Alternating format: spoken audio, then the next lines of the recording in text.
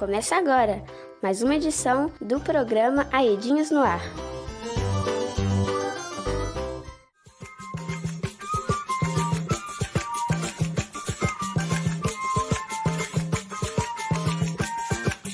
Lá de onde eu vim, tinha sim frutas no quintal. Tinha mais, tinha um coqueiro. Tinha sim, tinha um milharal. Lá de onde eu vim, tinha sim frutas no quintal. Tinha mais, tinha um coqueiro. Tinha sim, tinha um milharal. Tem uma mesa. Olá, galerinha! Bem-vindo ao nosso podcast. Hoje vai falar sobre a Copa Tinta, um evento super importante que vai acontecer aqui no Bairro Belém, no Pará, em 2025. Isso mesmo, Alice. E o mais importante é que vamos conversar sobre como isso tudo afeta as infâncias, diante da emergência climática. Tinha um milharal. Lá de onde eu vim, tinha sim frutas no quintal. Tinha mais, tinha um coqueiro. Tinha sim, tinha um milharal. Cores tem azul e branco. Eita, eu esqueci do rosa, cor daquela flor cheirosa. Verde, roxo e vermelho, colorindo o mundo inteiro, girando dentro de uma roda. Como? Quando? Por quê? Explica aí. João Vitor, você sabe o que é a Copa Tinta? Eu sei mais ou menos. Ouvi na escola que é uma conferência sobre o clima, onde líderes de todo o mundo se reúnem para discutir como cuidar do nosso planeta. Olha só como esse garoto está estudioso. João, já que você falou que sabe mais ou menos, vamos chamar uma pessoa que está por dentro desse assunto e vai nos ajudar a entender melhor. Olá, galerinha! Eu sou Júlia Magda, pedagoga e trabalho na assessoria técnica AEDAS, Associação Estadual de Defesa Ambiental e Social. E estou aqui hoje para conversarmos um pouco sobre essa tal de COP. Então, Julie, explica melhor para a gente o que é a Conferência das Partes da ONU. Essa tal de COP, quando aconteceu a primeira? Conta um pouco dessa história. Então, João e Alice, vamos nos teletransportar para o ano de 1992. Nenhum de vocês dois eram nascidos ainda. Neste ano, aconteceu a Cúpula da Terra, que foi sediada no Rio de Janeiro. Esse evento ele também ficou conhecido como Rio 92, sendo essa uma conferência ambiental promovida pela ONU.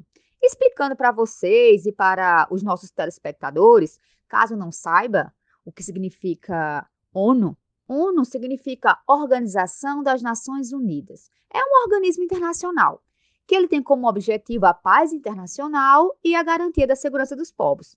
Então, essa conferência é um tipo de reunião. Os países que participavam desse grande encontro aprovaram 3 convenções. Uma convenção da diversidade biológica, outra da desertificação e a do clima. Então, essa convenção é assinada em 1992. E a primeira COP, que tratava da Convenção do Clima, acontece em 1995, na Alemanha. Desde então, ela é realizada anualmente. Por isso que sempre vemos o nome COP e depois o número. Exemplo, COP1 na Alemanha, em 1995. COP2 aconteceu na Suíça, em 1996. E assim por diante. E aí, o que é essa tal de COP que está todo mundo falando agora? Porque ano que vem, em 2025, ela acontecerá em Belém do Pará. A famosa COP30. A palavra COP é a abreviação de Conferência das Partes. Mas partes de quê? Deixando mais claro para vocês, imagine uma grande reunião anual entre vários países membros da Convenção das Nações Unidas sobre Mudanças do Clima. Nesse grande encontro anual, se avaliam a situação climática do planeta e são propostas medidas capazes de solucionar ou conter os avanços da crise climática. E dentre essas COPs, tivemos algumas que foram mais marcantes que outras, como a COP3, que aconteceu no Japão, e nela foi adotado o Protocolo de Kyoto, que estabelece metas de redução para gases do efeito estufa, a COP21 na França, em 2015, que nela se chegou a um acordo histórico chamado Acordo de Paris, que pela primeira vez envolveu quase todos os países do mundo em um esforço para reduzir as emissões de carbono e conter os efeitos do aquecimento global. e a COP27 no Egito em 2022, em que crianças e adolescentes foram reconhecidas formalmente como agentes de mudanças. E em uma COP se reúnem as partes da convenção. Na Convenção do Clima se reúnem as partes do Protocolo de Quioto, as partes do Acordo de Paris e demais documentos que são debatidos na COP. E atualmente, esses assuntos são discutidos por 195 países do mundo e a União Europeia. Assuntos estes relacionados às questões climáticas que afetam todos os habitantes do planeta Terra. Cidadania, Aedinhas. Julie, você poderia nos explicar por que as crianças são as mais afetadas pela crise climática? As crianças são extremamente vulneráveis aos efeitos das mudanças climáticas por diversas razões. Elas têm maior sensibilidade física devido aos seus corpos e sistemas imunológicos ainda estarem em desenvolvimento, são psicologicamente mais impactadas pelos desastres como inundações, rompimento de barragens, incêndios florestais, que infelizmente estão se tornando mais frequentes e intensos, sem contar que esses eventos podem resultar em traumas psicológicos e interrupções prolongadas na educação e no estilo de vida normal de inúmeras crianças. Para vocês que estão nos escutando em casa e desejam pesquisar mais sobre esse tema, uma dica que deixo aqui é acessar o site da Unicef, o Fundo das Nações Unidas para a Infância. E lá vocês encontrarão um relatório lançado em 2022, que tem como título Crianças, Adolescentes e Mudanças Climáticas no Brasil. Isso é muito preocupante. Obrigada pela dica, Julie. Pesquisando aqui no site, vi que em média 1 bilhão de meninas e meninos, quase metade da população infantil do mundo, vivem hoje em locais expostos a riscos climáticos, sendo assim, os mais impactados pelas mudanças climáticas. Julie, e como os adultos podem ajudar a mudar essa situação?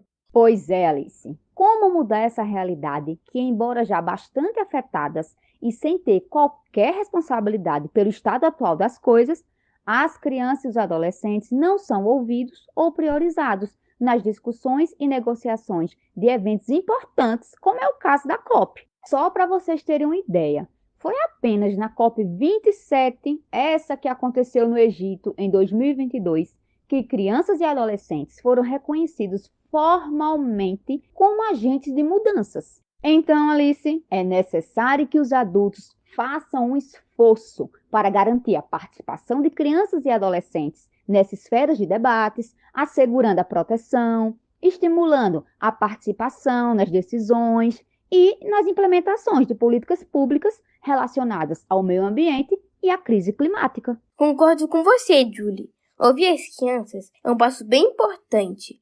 Eu mesmo tenho aprendido com minha Dindinha que a construção de uma sociedade democrática começa na infância e na adolescência. Estava pensando aqui, imagina uma COP voltada para os adolescentes.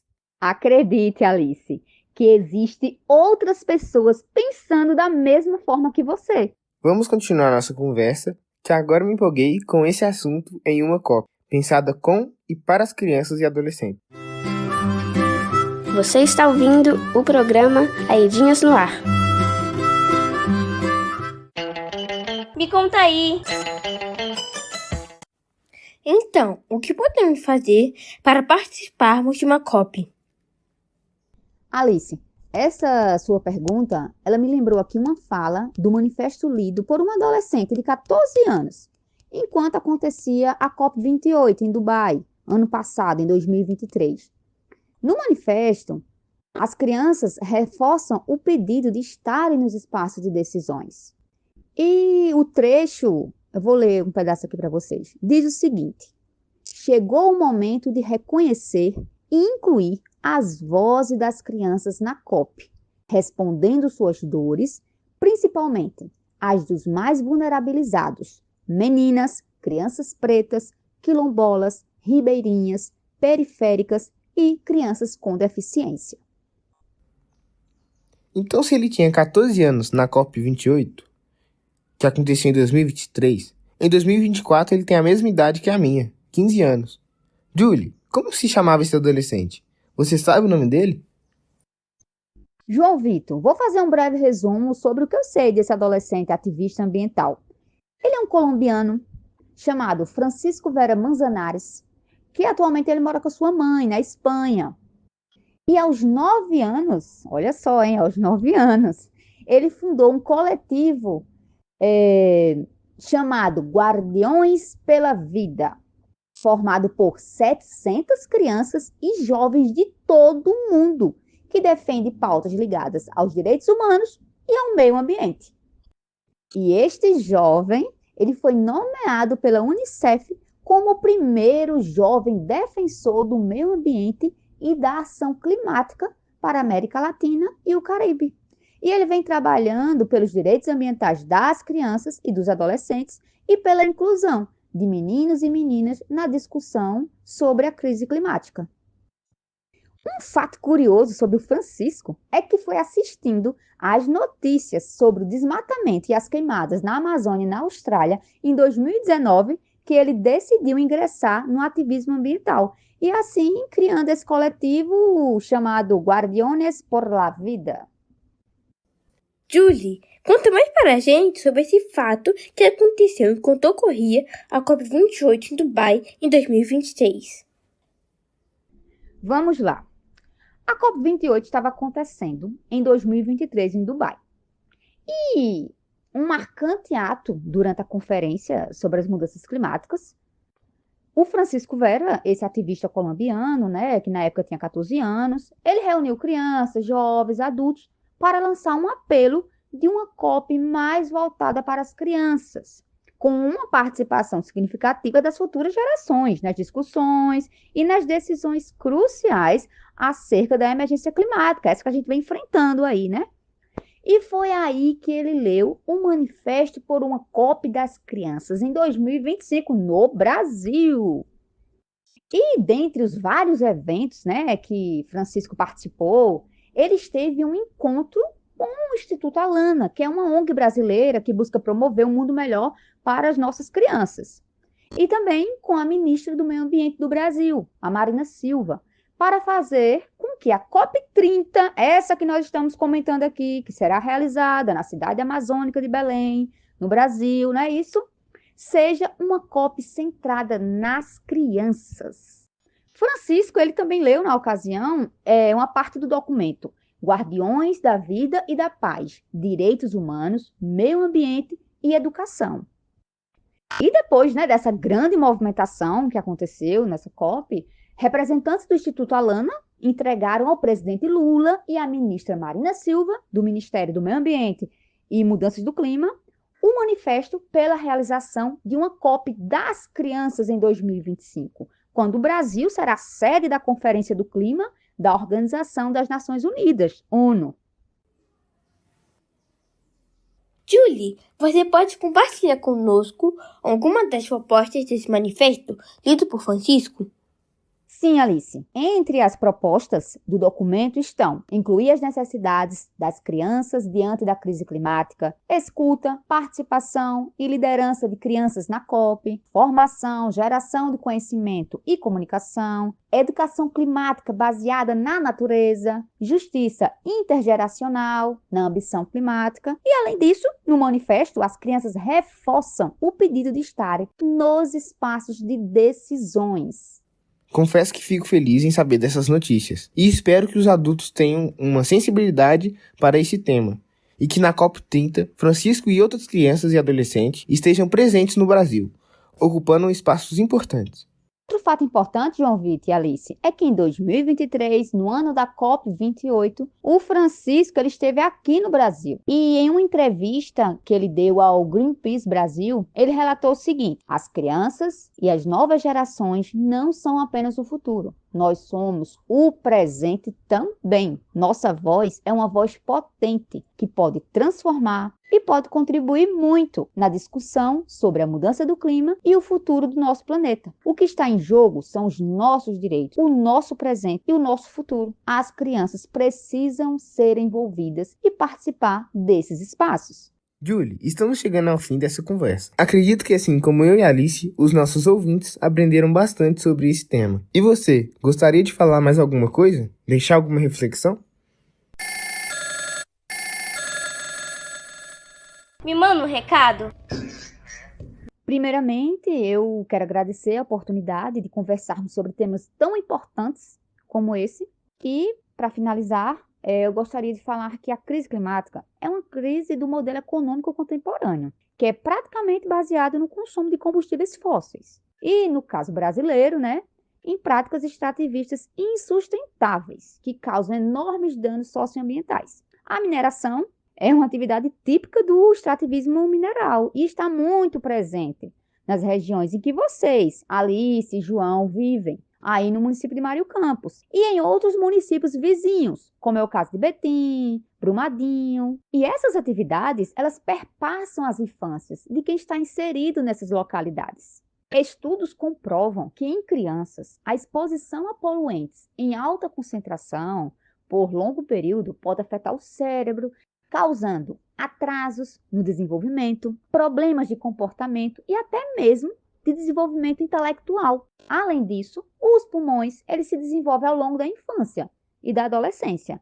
Então, a sua formação ela só se completa quando atinge a fase adulta. Para ficar aquele gostinho de quero mais, eu vou mencionar aqui brevemente, tá? Um estudo que está em andamento por pesquisadores da Universidade Federal do Rio de Janeiro, o FRJ, e do Instituto René Rachou, Fiocruz, Minas, com a participação de uma pesquisadora da Escola Nacional de Saúde Pública, ENSP Fiocruz, realizada em 4 comunidades do município de Brumadinho, sendo estas Córrego do Feijão, Parque da Cachoeira, Tejuco e Aranha. Então, esse estudo ele vem mostrando que crianças expostas à poeira da barragem de Brumadinho sofrem mais com doenças respiratórias. O artigo ele se chama Alterações respiratórias em crianças expostas à poeira de resíduos de mineração em Brumadinho, Minas Gerais, Brasil. Projeto Bruminha. E, para quem desejar saber mais, ele foi publicado no periódico Cadernos de Saúde Pública. Nesses anos de convenções sobre mudanças climáticas, ainda não houve uma decisão robusta focada na proteção dos direitos e do melhor interesse às crianças e adolescentes. Na COP30,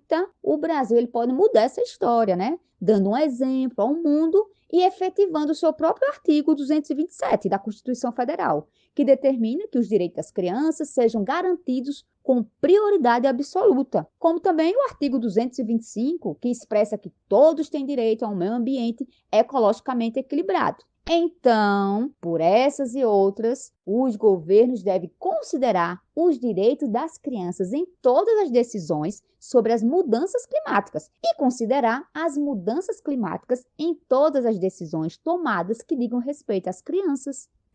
Obrigada, Julie, por essa reflexão. Fiquem ligados para mais episódios.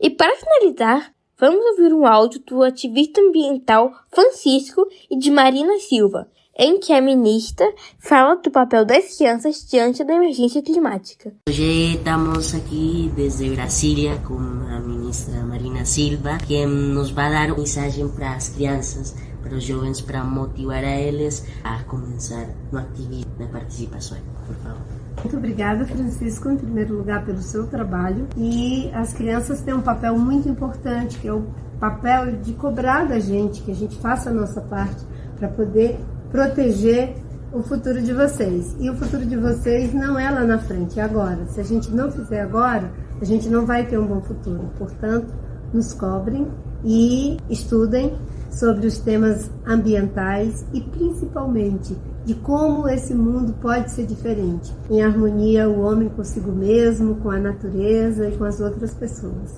Muito obrigado, senhor ministro, e pois somos o presente. Isso, somos o presente. Até mais, galerinha! Este programa teve a apresentação de Alice Jolie e João Vitor, com a participação de Julie Magda Medeiros. Roteiro de Julie Magda Medeiros e edição de Janaína Rocha. Uma produção da Pedagogia com a colaboração da equipe de comunicação e apoio da equipe de mobilização da AEDAS.